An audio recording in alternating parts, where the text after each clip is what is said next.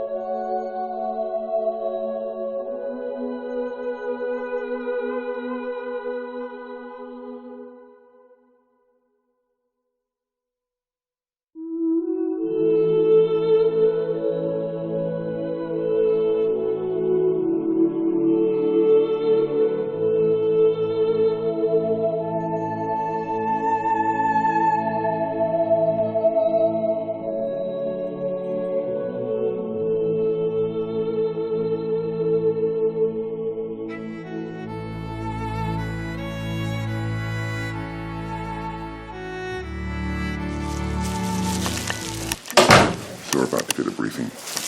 All right, folks, my name is Dave. I'm your tour guide today. I served on the Titan missile crew back in the 70s. I'm going to try to give you a bird's eye view of what it was really like to be a crew member back then, if that's all right. First thing we're going to do is we're going to watch a little 5-minute video explaining the Cold War and our role in that. And then we're going to go outside. I'm going to keep it short today because it's cold. We're going to go right downstairs. 55 steps, 35 feet below the ground to level 2 of the complex. From there, I'm going to show you what we built, why we built it. We're going to go into the control center where we're going to simulate the launch of the missile. And then after that, we're going to walk down the long cableway. We're going to see the second stage of the Titan II. They cut 3 windows into the walls of the launch tube so everybody can take a good look at it. This is a real Titan II. It's a real deal. It's not a mock-up or a fake.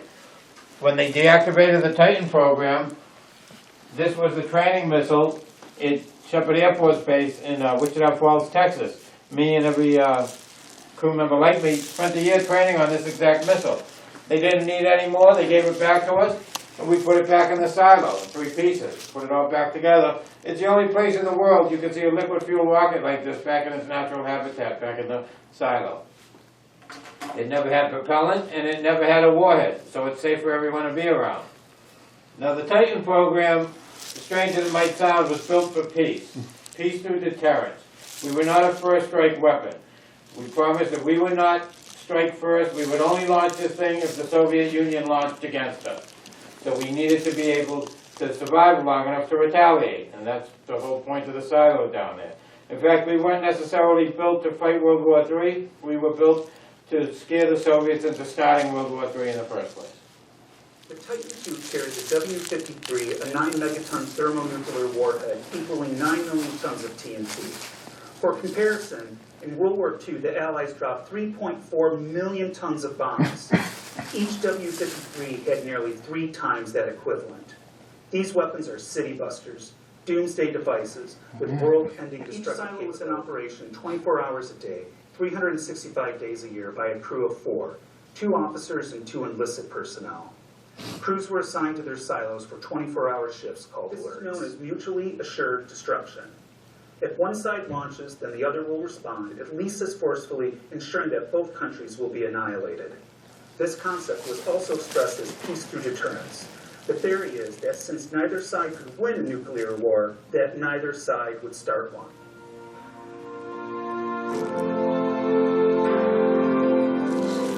All right, folks, he's not kidding. If you're over 6 feet tall, watch your head. They built this place for me.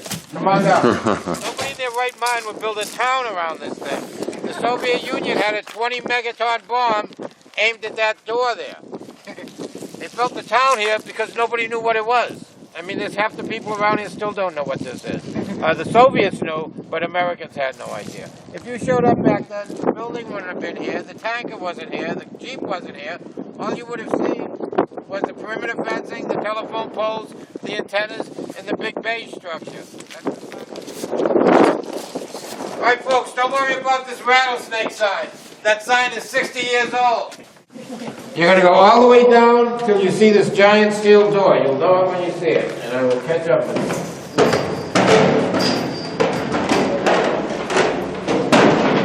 Now this is starting to feel like a Cold War movie. Or a James Bond movie.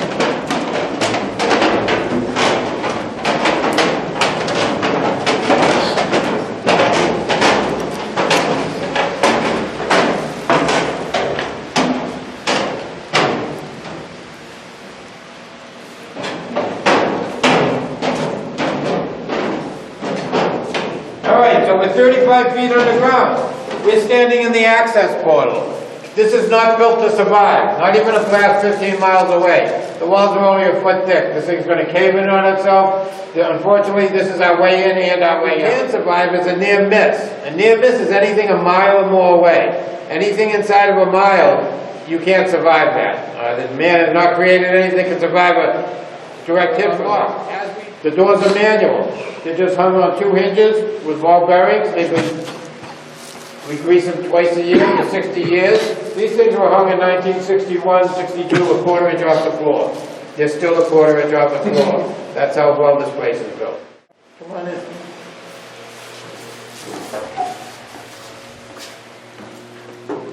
Who's feeling strong? Feeling strong? Sure. Grab it. Just lean back. It's only going to move about a foot. Hold it. Yeah, and just move back. It's only going to move about a foot. Not too bad, huh? Once you get it going? Yeah. Can you read that out loud? I moved 6,000 pounds. Blast door number 7 at the Titan Missile Museum. 6,000 pounds, folks, each of these 4 doors. 3 times. Wow. Thank you. You're welcome. That is very cool. I'm keeping that. Yes.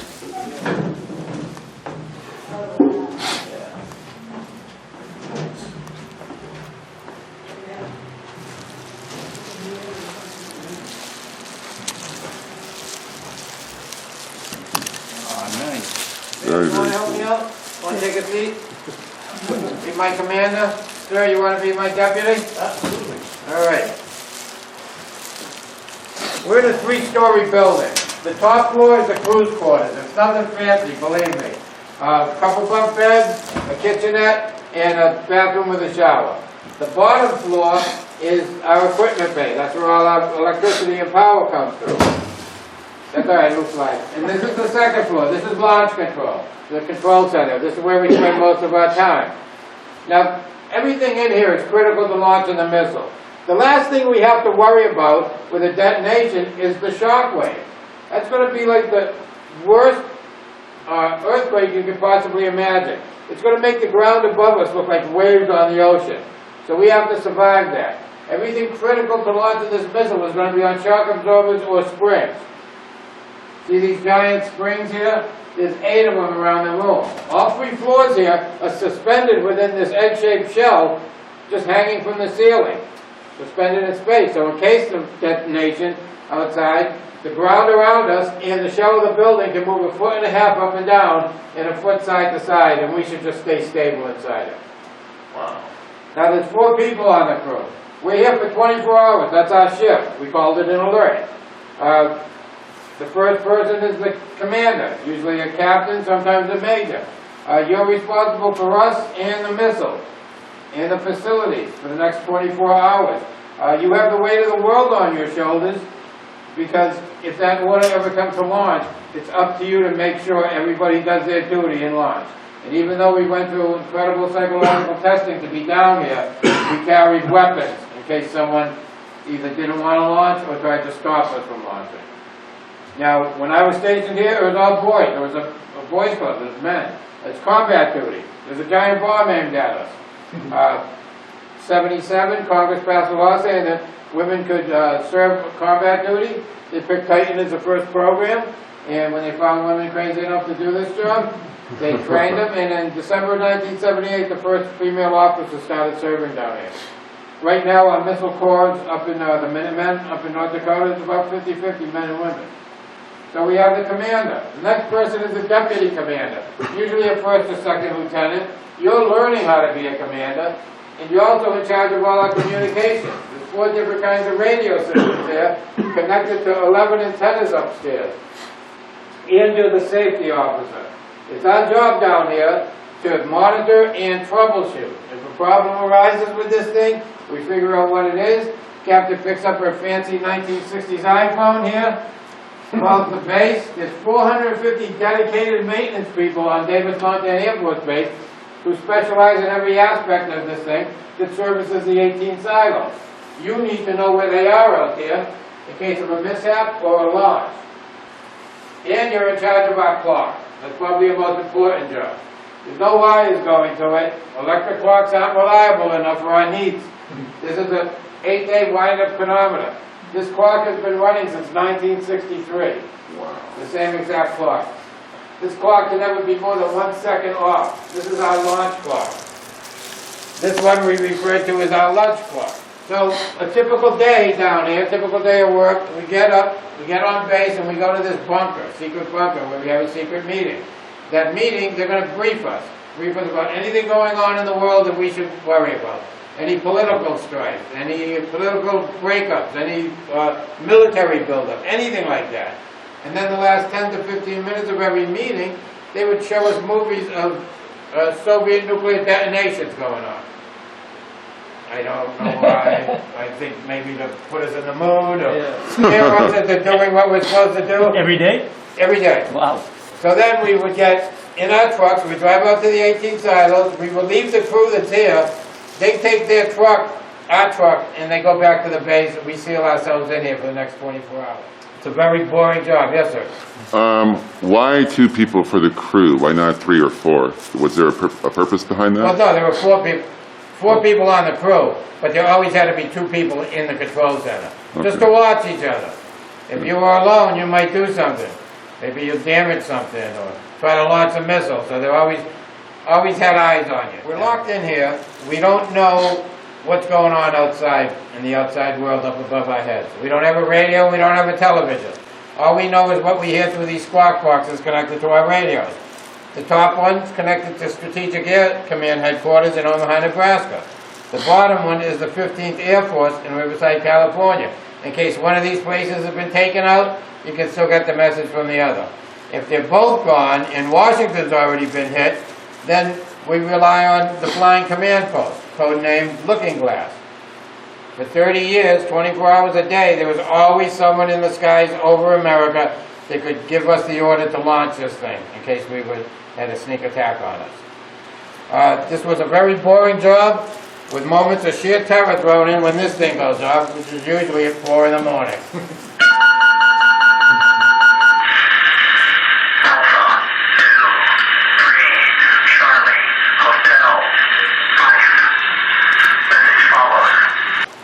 You have an emergency action book, and the deputy does also. And you have a grease pencil. They're going to read off a 41-character message. You're going to copy that down.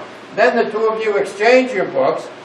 They're going to repeat the message. You copy it down again. Then you put your books together and compare, and make sure you each copy down the same exact thing. If you did, we decode it. After we decode it, that's going to tell us what it is, what it means. Well, unfortunately, this is the message that every crew member has always dreaded. This is the actual launch message. We've been ordered to launch our weapons. So, Captain, can we launch our weapon now? What do you think? Why not? No, Captain, no. Where did you train? I like your answer, though. Yeah. Who's the only person can authorize the launch of a nuclear weapon? The President? The President of the United States. We don't know that's him. We have to make sure it's him. This allows us to go into that red safe. In that red safe, one of the most top secret documents in America was kept in that safe. That is America's battle plan, nuclear battle plans, our PSYOP plans, for everything we have. We take that out, that's going to tell us what to do, and we pull out these authenticator cards. There was always 24 of them kept in there. They were changed constantly. We're going to take the one corresponds with the first 2 letters of our message. say it's Lima 5. These things were made of hard plastic. We would crack it open and we would pull out what we called the cookie. This was called the cookie. You know, ever hear of the nuclear football? The officer that follows around the president with a briefcase with the launch codes? These are the launch codes. That's what's in it. We're going to match this up with the first line of our message we've copied down, and if it lines up exactly, that tells us it came from the president and we have been ordered to launch our weapon. We also know a few other things. We know that if we've been ordered to launch our weapon, our mission of peace through deterrence, has completely failed. We have failed at our mission. It means Soviet Union has launched a sneak attack on us. It means there's going to be nuclear bombs raining down on America shortly. 20 to 25 minutes have passed. We may only have 5 minutes to live, Captain. We need to launch our weapon. You ready to do your duty? Sure. You ready? Yeah, let's go for it. All right. Let's have fun. So where in America do we launch missiles with giant red buttons? Hollywood. I don't know where they got that. This tells us our blast doors are open. We use keys. Isn't that safe as a set of keys? Captain, you insert your key over here. Deputy, you insert your key over here. These keys are 7.5 feet apart, they're angled, and they're spring-loaded to the off position. So you can't turn one and go turn the other. They're going to go at the same time. So what I'm going to need you to do is you're going to put your left hand on the key. Don't turn it yet. You're going to give the deputy a countdown. 3, 2, 1, turn. When you do that, turn your keys clockwise as far as they'll go, and hold it till tell you to let it go. All right? Give him the countdown. 3, 2, 1, turn. And hold. Okay, you can let go. Welcome to World War III. What you just did, you can't stop. If the president sent out a bogus message, too bad. There's no oops button, there's no self-destruct. This thing is going to go. Oh, it's already... Power. That light, silo soft. The door just lifted up 6 inches and slid open in 19 seconds flat. The silo is wide open. Missiles ready to go. And then you should have a bunch of fire alarms going off down here. You got the red lights up? Those butterfly valves just opened. Those fuel and the oxidizer just mixed. Huge explosion out of there. This thing is taking off. And then a couple seconds later, you should have liftoff. It's gone. The missile is going to go to, where's the missile going to go? Can you see? Target 2. Target 2. Every one of these silos had 3 possible targets. Target 2 was our default target. For 20 years, we were always aimed at target 2. They could have, in the orders, in the message, they could have changed it. But we're aimed at target 2. Do you know what's at target 2? Moscow? It could be. We don't know. Ah. We don't know. So you wouldn't know what the targets of these missiles would be. Right, no. You're just here to launch them. Here to launch them. Wow. And the reason for that is we had one of the highest top secret clearances you could get from the American government. We did not have a need to know. This thing is could kill 10 million people a half hour from now. They didn't want us to know who those people were. They didn't want anything that would keep you from turning those keys. You know, knowing where this thing was going might keep you from doing it. That's top secret in 1963. It's still top secret today because chances are something else is still aimed at whatever was so important in Target 2. This thing's going to detonate right before it hits the land. It's going to blow a crater in the earth 3/4 of a mile wide and 450 feet deep and turn whatever happened to have been there back into the molecules it was once made out of. It's going to be nothing there but a big hole. For 24 years, the Titan II, America's biggest deterrent, and the men and the women that served here did their primary mission. They kept the peace. Peace through deterrence.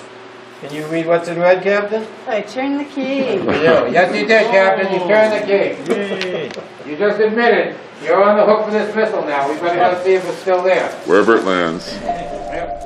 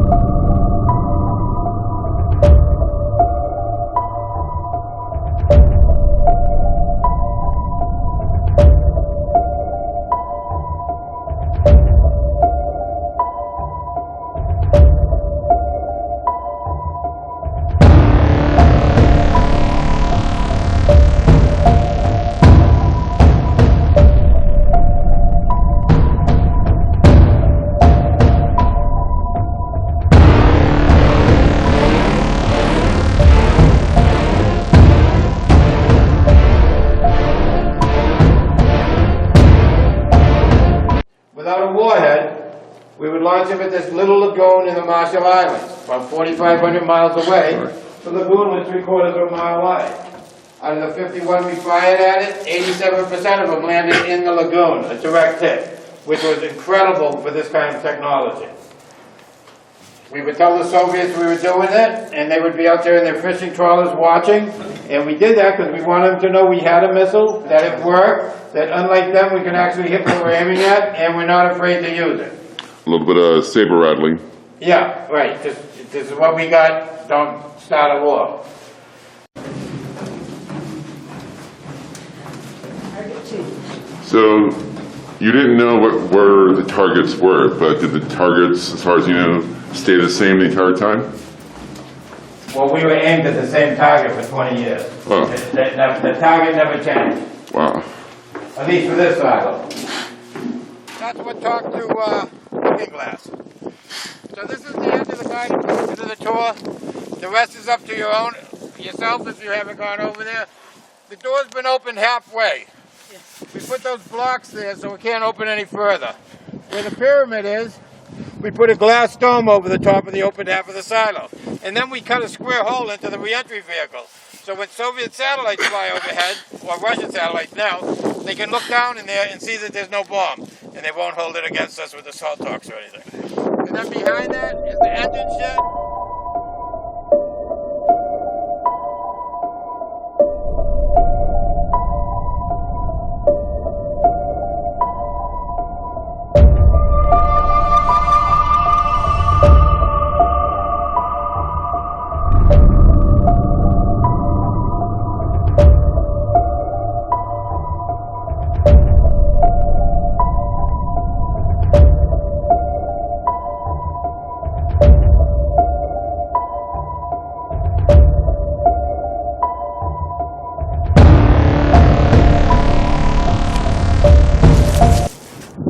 And there you have it, the tour of the Titan II Missile Museum just outside Tucson, Arizona. If you consider taking this tour, I highly recommend it. I had a blast, no pun intended. It takes about 45 minutes. It's around a $15 admission fee, and they have a really cool gift shop in there with all types of related items. So I'm going to go back and check that out. Thank you for watching. On this channel, I hit the road to make videos about the paranormal and various urban legends, or just whatever I might encounter out on the road, like a missile.